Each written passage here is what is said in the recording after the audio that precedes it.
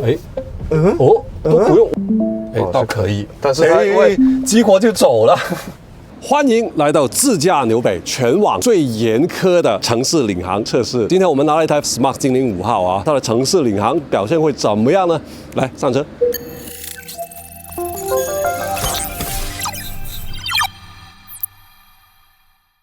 记得关注智能车研究所，并一键3连。那我们现在启动自驾，咚咚咚。好了，我们已经启动了 Smart 这个。NSP 即将退出。完没？哎，没事吧？哦 ，LCC。哎 ，NSP 不可用，一开始就不可用了。哦，那就有点尴尬啊。我们先往前开一点看看，这个是我们自驾纽北有史以来都没有试过的状况，一开始就这样急了。退出啊？退出再进过试一下。真的？为什么呢？然后再启动，还是不行哦，还是 LCC 哦。他说什么？当前城市未开放。未驶入 NSP 可用路段，它是挑路段，现在不能用。下班。真的下班了吗？现在还是 LCC 的状态啊，所以我们就第一个难点也没有办法挑战了，就直接 pass 过了，看看能不能。可以了，终于可以激活了在我们的大桥湾前面激活了，然后它能不能呢？可以，它顺利通过了大桥湾，稍微占了一点点对向车道，但问题也不算大。哇，有点挤到人家了。其实刚才它是有一点点压着那个分界的线的。好，然后我们又马上来到一个右拐了，还是借了一点点外面的线。它右边留了好多。是，他觉得自己是台 MPV 吗？你已经是 Smart 最大的车了，你不用再留那么多空间了。好，然后我们就马上来到了这一条长实线这里啊。这里呢，我们主要观察点就是看它有没有一些没有必要的压实线的行为。那现在呢，正好我们前方有一个电动车在这里也看到了，不过不关他的事。对，因为他好守规矩。NSP 很守规矩，或者说是圆融吧，因为我们之前测试过圆融的蓝山。在这一段路它一模一样的，就是因为这一段路的限速是40，它就非常守规矩的跑40，然后现在是有个自行车压着了，它也没有发起，对，发了，它是等到过了那个长实线，它才发起绕行，所以在守规矩方面，至少前面这几分钟看起来，它已经是非常非常守规矩，是我们目前测过那么多车里面最守规矩的2台另外一台就是蓝山了。所以因为圆融是有长城的股份在的，然后我听说在早期的时候，其实刚开始圆融他们做自驾的时候呢，是比较典型的那种端到端的思维，就是反正我能解决路上的问题就行了。但是长城这个企业它是非常非常注重安全的，所以听说是早期的时候长城是提了很多要求给圆融。所以有可能是把圆融的一些基础的能力也把它驯化到这种非常守规矩、非常安全的。抬举。看到。还好。这个还蛮实话。对，没问题的，没问题的。你知道它底层的对安全的那种重视，你就觉得这种状态是可以放心的。但是这个大哥为什么这样停车？对，这里这个大哥给我们增加了难度了这是一台 FA， 对，反过来停的 M8。他要逆行吗？这大哥？但是他就识别不了这个双闪灯了，所以没办法，这里我们只能醒塞喺度啊。对，只能效率共驾一下了。我要帮他一下不是这效率接管了，我是效率共驾了。他是真的要逆行这大哥。他真的逆行哇 ，F60 272牛逼。所以我们看一下能不能激活它。无法激活，是不能的，是不能的。现在无法激活。哎呀，没有办法给他一展身手啊。一到难点他就刚才是主观的，这个是客观的，看能不能激活。现在激活不了，停车是不能激活的。可以了，激活了。还是能给他一个机会啊，因为这也是一个比较难的地段。来，哇！这是他自己杀的？自己杀的，他杀的有点急。走啊！你走啊！你共驾，对，我要帮他一下了。都不用，我刚才是稍微踩一下油门，它就很快打方向脱离的那个状态哦。那还可以哦。好，现在我们就要过这个桥洞了。有点难评。好，现在速度37啊，速度是有点快的。但是因为前方有自行车，所以它又把速度降下来了。所以只要前方是有那种VIU 啊，它就会很保险的。你看，它现在就是跟着那个自行车一样的速度，但因为刚好前面就是一个窄路口，所以其实也没有更好的处理办法了。其实他刚才 SR 那里有想绕行的动作的，但是他发现那里有顶住了，他走不了。对，端到端是这样，端到端就会输出很多规划的路线，然后他会自己否定自己。现在这个只要路够宽了，它就加速了。好，到了我们前面的，哎呀，可惜啊，跟车。对啊，跟车啦。如果不跟车的话，还可以看一下它能不能过闸机。他刚才在它有显示那个，这不是3轮，不是这个冲，不行，它这个识别不了，它不能识别闸机，所以这里我帮他过去了。所以刚才就产生了一个安全接管了。然后我们就会进入到一小段这个村庄路段，但因为这段路其实在村庄路里面算好的啦，只不过是这个路的曲率会大一点而已。大家可能看到我们从这期的志在纽北开始我们左边的这个接管的计算数字呢，会从原来的4项扩展到6项了。那其中呢是把不按导航走跟降级是单独拆分出来，然后再加了一个违章接管因为我们发现现在端到端之后，好像违章的，尤其是压实线的状况是多了，所以我们就会单独把它拎出来。这个但是我们不会违章，只是一个可能性的一个趋势的。对，就是发现它要违章的话，我们就会制止它，然后就会算一次违章接管。那所以也是提醒大家，现在的辅助驾驶系统是真的只是辅助驾驶，看一下它过这个闸机行不行啊？是识别下来的。对，打开自己走，能不能呢？你有没有发现好几台车都是这样？可以，对，就是其实他们那个识别不出来，这个可以。刚才前面那个主要是它处于一个打开跟降下的状态，在中间状态它就没有办法判断，但这个只要在闭合状态的时候，它是可以判断的。它就把它当成一个障碍物，反正障碍物在前面我就不走，障碍物移开了我就走了。哎呀，这个就刹的有点过太安全了。对。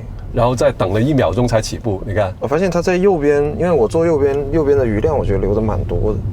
所以可能因为右边余量多，左边就自己留给自己的位置就不够了。那前面是有一个车秃了个尾巴出来的，它这个绕行怎么样呢？他要去，他要跟着人家，他以为不行了，我要帮他一下了，我先共驾一下看行不行？比他高。因为我这边判断不了，我看的那个距离有点近，好，再启动它，无法激活了。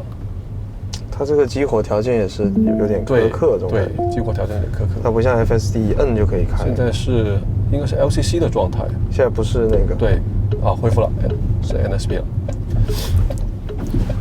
虽然都是圆融的算法，但实际上 Smart 它的算法的版本跟现在魏牌蓝山高山用的版本是不一样的，因为算法供应商那边他们反正他们只要有新的模型出来就会更新，但是具体他走错路了，对，这里我要赶快，明显已经不按导航走了。因为它导航是叫左转的嘛，它也左边这条车道，但是它刚才选择车道就选错了。是。现在能原地激活吗？试一下。倒可以，但是它因为激活就走了。他看不到那个，他看到的。其实他看到的，为什么？所以他可能显示绿灯，你再试一下。你看他又冲了，所以他的原地激活是。他哪里看到有绿灯啊？是不是？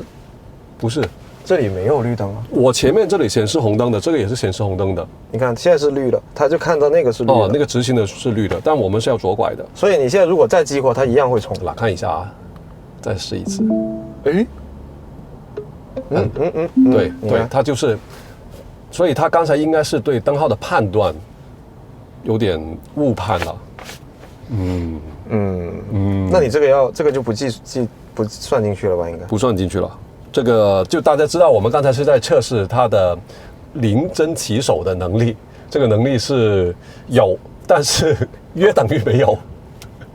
就是看你起步的地方在哪里。如果你在等红灯用这个功能起步的话呢，就有点尴尬了。也可能是这里比较复杂吧。好，阿姨，现在好了，你就可以走了。走你。它这个起步的速度还挺舒服。还行。对，就是车企它要不要跟进算法供应商的那些版本去升级呢？就是在车企那边去确定的啊，因为他们可能还要做验证，也有可能是这个更新是要额外付费的。那所以反正基本上我能确定，就是 Smart 现在这个版本是比起蓝山那个是没那么好的。好，这边应该是看到有空位，所以就选择了这个车道啊。这个选择就跟人也挺像的啊，只不过选过来之后到底是不是更快呢，就看运气了。那明显现在就运气不大好。好，过了这个路口，这一段路呢，就是我们浙江纽北路段里面比较正常的一段城市道路。那所以这一段路其实我们主要是看一套系统它的底线啊，这个刚好赶在实线前切过来了，因为我们前方要靠右离开这一段路的。好，提前靠右边到了。有个车出来减速，它安全是安全的，就是有点急。对，就是它给自己保留的空间有点多了，所以刚才那个减速是有点急啊，不够从容应该。这个实线它压了。所以这就有他以为这个不是，这是黄灯，这是黄灯。对，他以为是黄灯，他自己刹的。对，他是自己刹的。哦，所以他以为是黄灯要转红灯，所以等了一下，他就自己恢复了，刚才自己恢复的。这是因为那个自行车，所以他现在就处于那种非常就防御性驾驶过敏的状态。有防御性驾驶，但是多了。好，不管那么多了，我们前方就来到下一个难点，就是一个带灯号控制的掉头路口啊。这里看一下它能不能识别灯号，还有能不能自主掉头。有点一惊一乍的感觉。就是如果前方没有状况的话，它倒是很顺的，但是一旦有状况呢，就是一惊一乍了。包括刚才那一下就检测到前方的车停下来，它停那一下会有一个明显的过程。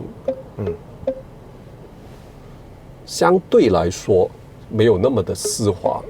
好，看来是可以掉头哦。走你。掉头是自驾的一个技术难点，主要是因为掉头的时候只能靠侧面的摄像头去判断对向车道的状况。这里是因为我设了一个途经点啊，所以这个靠右的话大家就不用管，这个不是画龙或者什么原因。你先看看它到了那里会不会？纯粹是途经点的问题。你看它是会进去吗？对，这里有个途经点。它是会。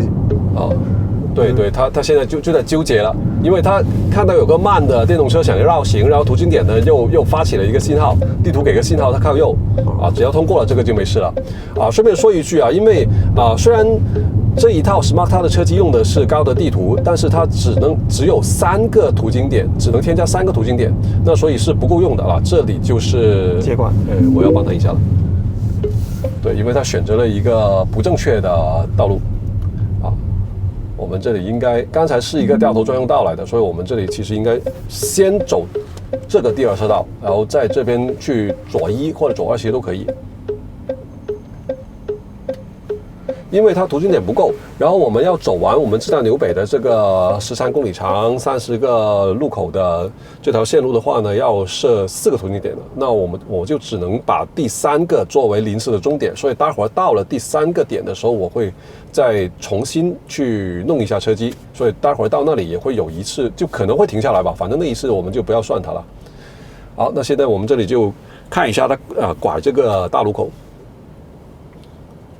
软融是挺有意思的，他们是一开始成立的时候就是就是马上走端到端这个路线，就他们没有像别的一些品牌之前经历过规控的这个技术路线，他们一开始就选择了端到端的路线，所以这作为一个体量不大的公司，至少在表现的层面，就我们体感上面能感觉还行。那当然，你跟华为啊，或者跟小鹏比起来呢，那从刚才前面那一段看起来呢是差点的啊，甚至我觉得比 Momenta 还差一点。但这台车的状态又跟我们上次试的那个蓝山不一样，所以我觉得就是版本的问题。好了，起步左拐，他方向盘抽了一下，抽了一下，对，对。方向盘这个倒是跟主机厂可能有关系，因为就是方向盘包括油门、刹车这几个关键的车控部件的那个调节的频率，还有调节的幅度，其实这两个参数不完全是由算法公司来决定的，这个也要看整车的状态。好，它稍微的减速避让了那个车，我们就通过了一个没有灯号的路口。好，前方又一个灯号路口了啊！他这里他又会选择跟着中间这个车，他又不走右边那个空车道，因为可能这一段路它是3条道直走的时候，他就会选择中间车道，这样保守一点。我们前方就会有一个拐右路口了，可以看一下它那个拐右路口发起的时机在哪里。然后有意思的是什么呢？你看 Smart 是属于吉利集团的，然后这台车其实它的架构是浩瀚架构的啊，包括它这些硬件的支架的硬件啊，具体的型号我不确定，但至少数量上面呢，其实跟极氪007是一样的，一个激光雷达，5个毫米波雷达，12个摄像头啊，加上12个超声波雷达。但是这台车的算法呢，就是外采的，用圆融的啊一个算法，然后别的像007。啊，就会像极氪 Max 就会用吉利自研的算法，啊，但是至少目前来说，因为吉利刚刚开了个发布会，他们的自研算法应该会有一个比较大的变化，但是在这个大变化来临之前呢，至少现在我是觉得圆融的这一套算法是比他们自研的要好。虽然大家可能看前面觉得它的表现不怎么样啊，有些小瑕疵，但是比起之前我们是007那个已经好很多了。起码大桥湾，也可能是因为今天大桥不在。好，这是一个这个路口它就很顺利的过来了啊，但是有点有点飘放，没有，他有一点点想压实线，但是他把自己给，我发现即将驶出 NSP 路段啊，又要降级了，哦，这个是没想到的。你先看看他到哪里会降，这个倒很奇怪。你看他到哪里会降啊？这是一个借道的，稍微压了一下实线啊，这个是没问题的。好，现在我们是通过了一个没有灯号保护的路口，十字路口。然后其实他说退出，现在还没有退出啊，现在还是 NSP 的状态啊，倒是很奇怪。因为这个路口其实，细心的观众应该发现了，我们刚才已经经过这个路口一次了，从对向，所以你说这个路口我来的时候可以用，回去的时候不可以用，那就他可能是他是说这一段吧。刚才这接管是因为你方向盘还是？对，刚才方向盘，现在还是 NSP 的状态。这里是因为前车留的空間不夠，這個車好討厭啊！停喺路中間。對，你逼下佢喂，我閃緊佢啦，佢就係唔理我啊！嗱，他不會覺得我們能過吧？他打這個右燈，又不拐過去，你想點呢？他等你們的車出來。OK。好吧，好过了，但也给了我们机会啊，一个机会看一下，就是，Smart 还是比较 smart 的，对他刚才留那个距离很稳妥了。好，这个他难道是知道人家要掉头吗？那么聪明的吗？他未必知道他会掉头，只是他挡住了他的去路。对，但是我们规划的这个路线是能过的，但他实际上判断是不走，让他先掉完头先。好了，路线让出来了，就走了。是一个比较文明的司机。好，我们前面呢就会来到下一个挑战点啦，就是一个环岛，然后环岛 NSP 即将退出。真的，他前方100米，那应该就是那条小路了，应该是那条小路。他还提前蛮多去提醒你啊，这个倒挺好，对。它不会像有些车，BUG 一下就给你退掉。对，这个虽然是一个降级啊，但是一个很文明的降级啊，就切到 LCC 了。一说完切到 LCC 了，所以这个环岛也没有办法了。这个环岛是观众想看的难点的地方，他就给你退掉。对啊，他直接就，好，这里我就接管了，因为已经降到 LCC 的状态了，他不可能通过这里的了。我看看前面这一段能不能用。可以吗？这可以吗？那么奇怪的吗？他现在是什么状态？可以了，可以 NSP 可以用了。OK， 已经激活了。这个倒是真没想到，他就是在路口那里，精准避开考试难点。好，这里先看一下啊，这是一个他这种保守的策略，在这种地方就有点显得效率不够了。因为我们现在都是静止的障碍物，所以刚才这个处理的速度就有点过于保守了。你说前方是有人有车的话，还可以接受，还是稳妥起见。但至少是能过来了。你将驶出 NSP 路段。又来，好吧。但是他只是提醒，大家还没退出，看什么时候退出啊？因为这一段路确实是一条很难的路，这是一个工程临时改道改出来的一条路，所以，但之前呢，大部分的车，等一下，他可以，他这些大角度的拐弯还拐得挺好，没有，他刚才上坡有点快感觉，但我倒是没有什么压力，因为刚才那个距离是足够处理的。你随时接管了，我跟你讲，这个地方还好，它这个车速控制的挺好，不快，20公里。之前有很多车在这个地方开到20多30的，那些才叫快。你看这个车速就没问题啊。不是我的意思，是我怕他不知道什么时候，他刚才不是说要降级吗？他降级也有可能是因为我们要到终点，因为现在的终点是设了在前面的。是，看一下啊。看他能不能过这一段吧，这是又是一个难点了。看他路线的选择，他没靠右了，所以我要帮他一下这里。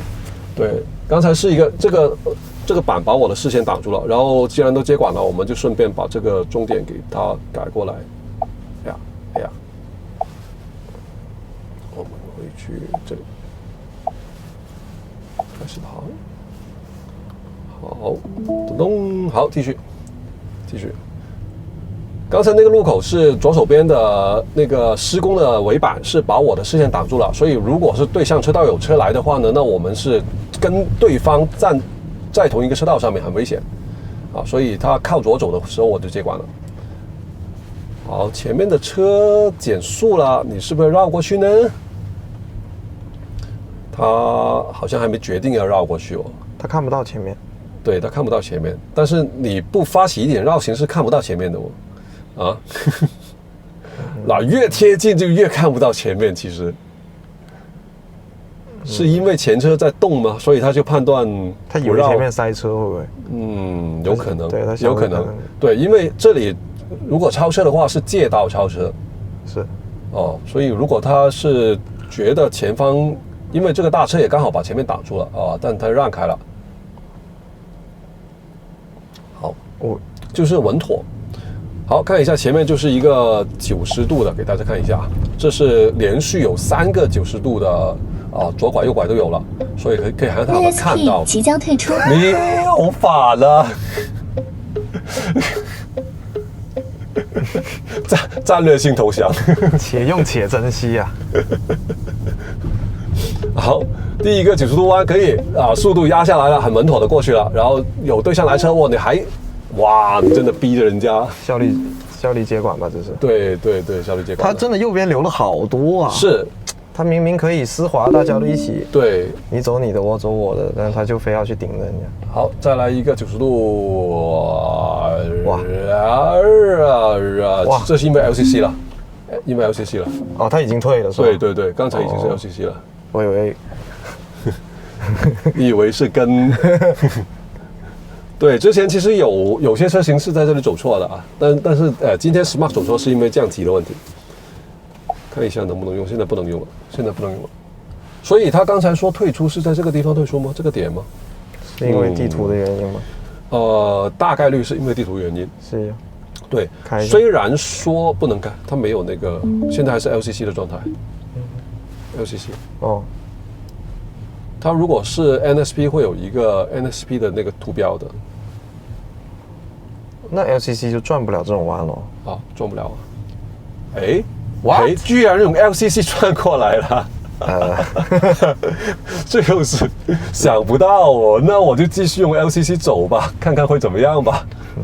看把看神，讚神你。但是 LCC 就是这个车速呢，它就我启动多少它就是多少，所以我把它加一点，我把它加到25看看。你看，可以。那 LCC 它甚至会很灵活的借对向车道通过了啊，然后前面呢有个纸皮箱啊，这个泡沫箱它能不能识别出来的？好像识别出来了哦。喂，像是喂，对，吵啊！对的，它其实不够的，过不去的。所以，但是它刚才那个好像它反正识别倒是有啦，这里给它加点难度啊，看能不能激活先。这个明显就是可以在为难它。怎么又切换回 LCC 了？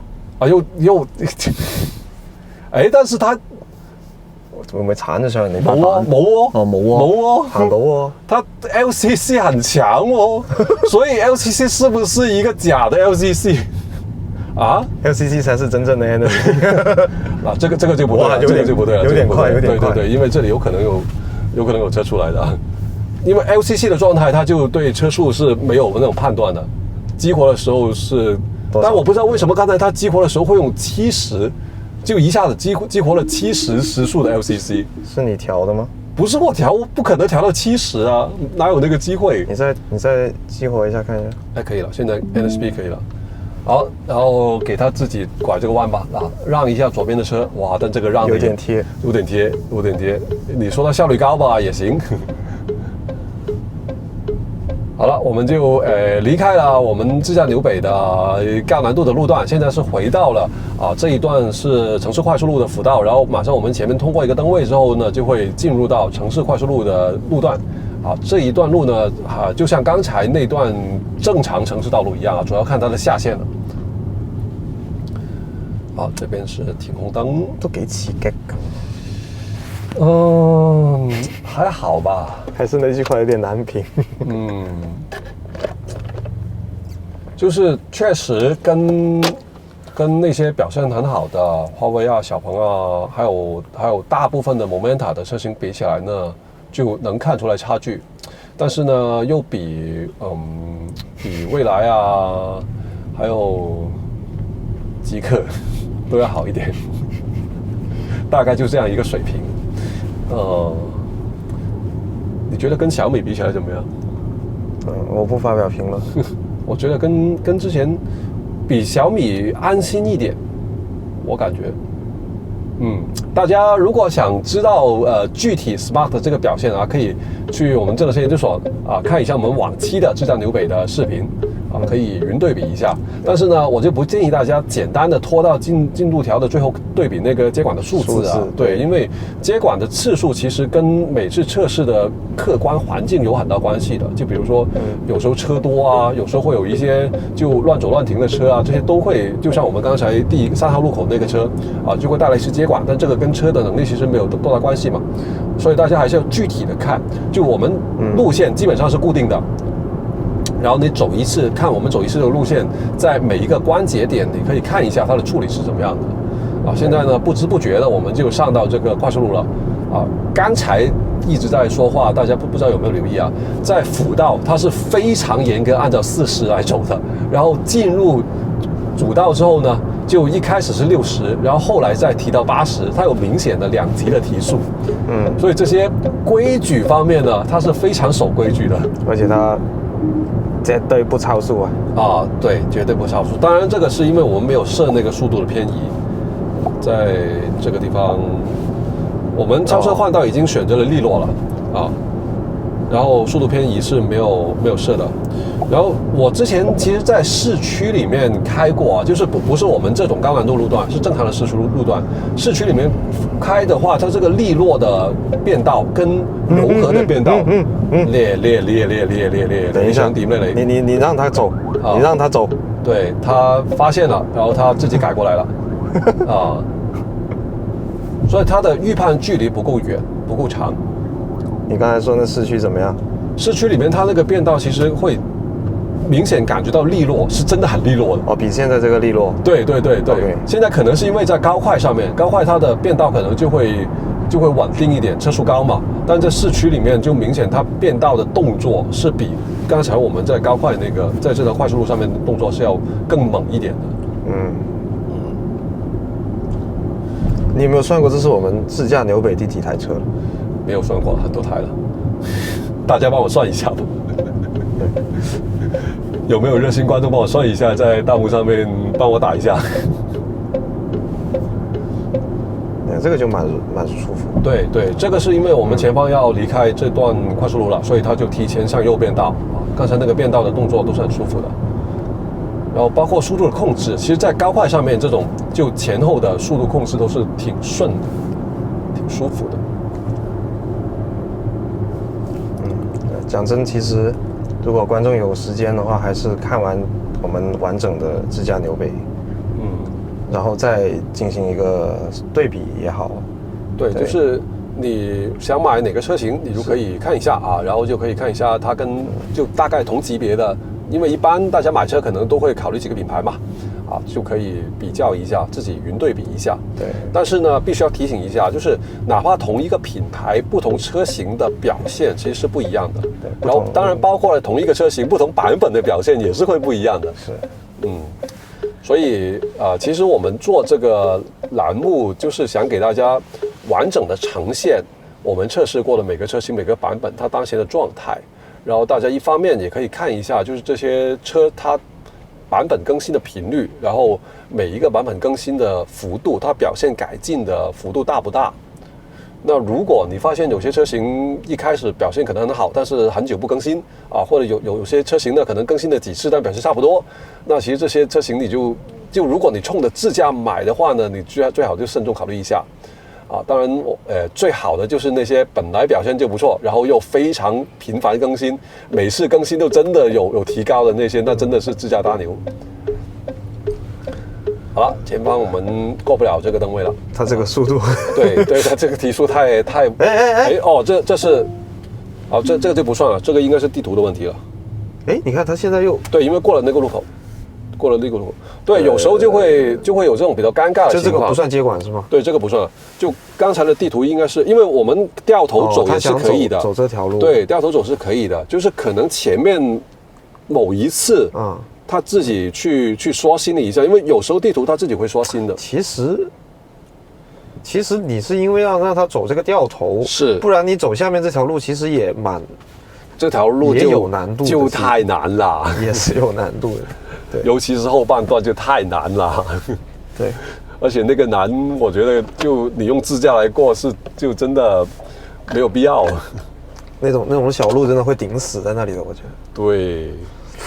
好，我们再试一下，反正等都等着了，再试一下它会不会。那现在我们前面是一点绿灯都没有的啊，2个红灯。对，2个红灯的，我启动，咚咚咚，这回又好了。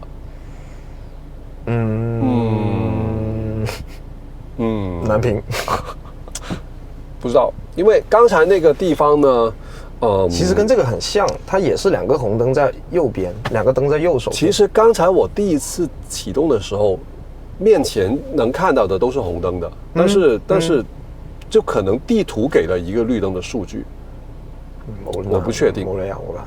我不确定，因为现在会有关于交通灯号会有两组数据的，一组数据是地图给的啊，高德地图跟百度地图其实都会有，但是因为地图给的这个交通灯号数据呢，是他们用大数据来估计出来的，所以是不准的。那你看现在倒数5秒，3、2，你那里有读秒，这里没有读秒。起步走，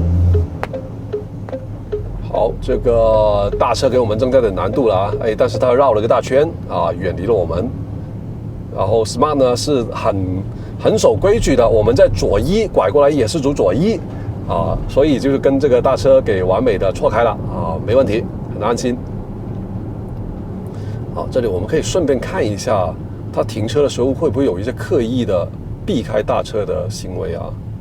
好像是没有的，可能是因为速度不快，他就很正常的居中的停在我们的车道上面。对，还好了，这个问题不大。但这个停车就你看停得很舒服。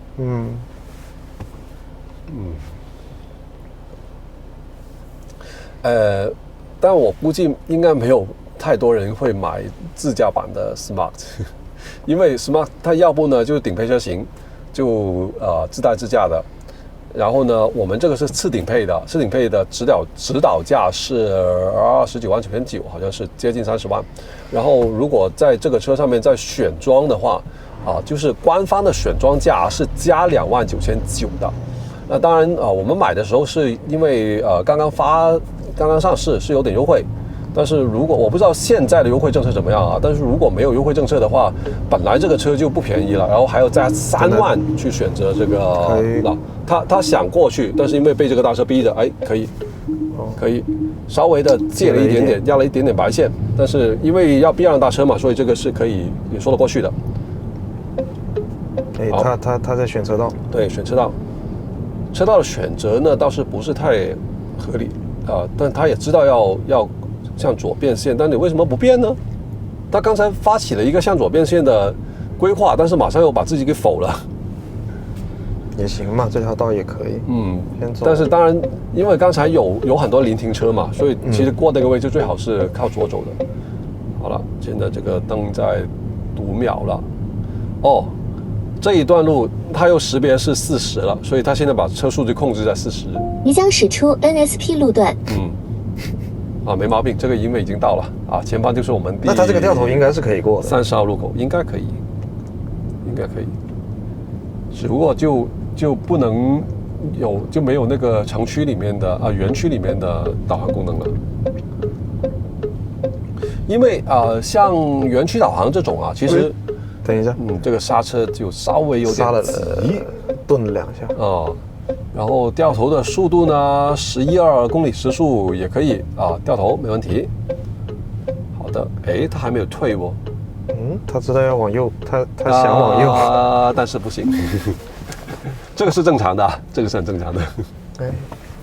对，因为像园区里面的领航功能是属于高阶功能了，这个是要就车企额外去购买的。试一下没有了。他试一下嘛？对啊 ，LCC 嘛？没有了，只有 LCC 了。那就试一下 LCC 那个图标都没有了，又试一下它那个超神 LCC 试一下来 NSP， 还有他还判断你太宽了这条道，他可能一下子不知道自己在哪里。我是谁？我在哪？行，那退了。我们就会去前面再试一下它自动泊车就好了。哇，这个车顶是个什么鬼啊？驯龙高手。好了，现在已经是这样的，但是 LCC 真的很厉害哦。我都够。好，等下哥泊車。自动泊車是需要激活的，它不是那种但是激活之后就不用选择车位，还有自选车位功能。这个自动泊车倒是挺好，你看还可以自选车位，但是我们就不用自选，我就用这个了。开始，开始，噔噔噔，也是跟它的自驾一样，很稳，慢慢来，很稳。这个新几点的朋友觉得都不自己停了。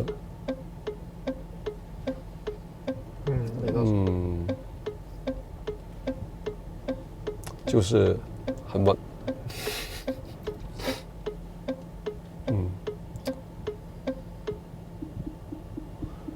这个就主要看一下 Smart 后面是怎么打算了。